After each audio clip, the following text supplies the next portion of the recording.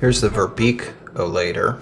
This was a pump gun built in 1988 by Tony Verbeek, who worked at Sigma Engineering north of Los Angeles, I think in the San Fernando Valley, for his cousin Randy Christophe.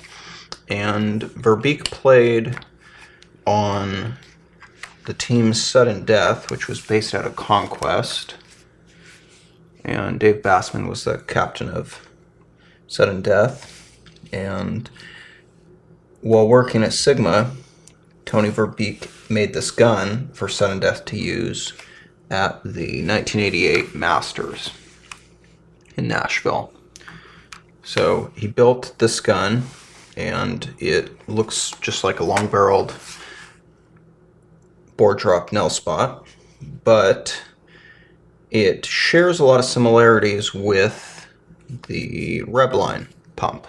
So I'm going to go ahead and pull this cotter pin out of the left side pump handle. Unfortunately, I'm missing one of the cotter pins, but pulled the one out of the left side pump handle. Pull my bolt back a little bit. And pull my pump handle off just like this. And then I can pull my barrel off just like that. So it quick strips almost exactly the same as the Rebline. It also uses a bolt that's pretty much identical to the Rebline. Well, I shouldn't say that. The bolt is a little different than the Rebline. It's a one-piece aluminum bolt. It might actually have a Delrin piece on the back, and it has a brass core, but it's non-adjustable.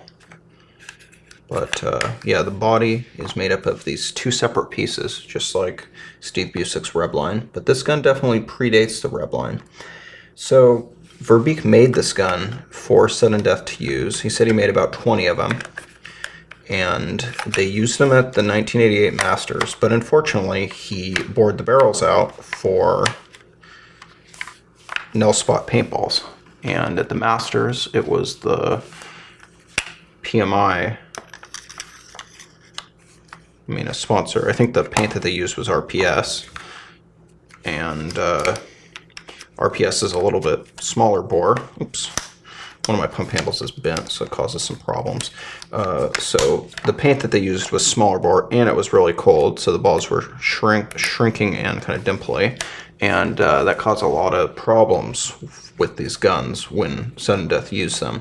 So after that, they didn't use the VerbeekOlater anymore, and they went with a PMI sponsorship. I think in 1988, Sudden Death got 5th place using these guns, and then the following year, I think they got 2nd place in the Masters. I think it was the 10-man. So this is the VerbeekOlater, and Tony said that originally they all came with 12-gram changers because they would have played with quick changers at the 1988 Masters. You can also see the barrel is stepped just like the Rebline. So there's many similar features to the Rebline, but I haven't been able to figure out what the connection is between Tony Verbeek and Steve Busick of Confederate Arms Supply, CAS, which made the Rebline.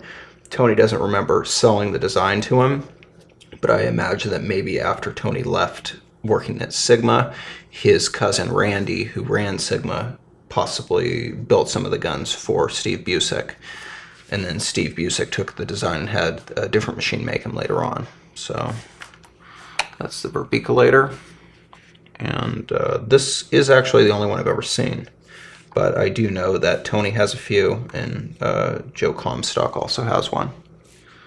So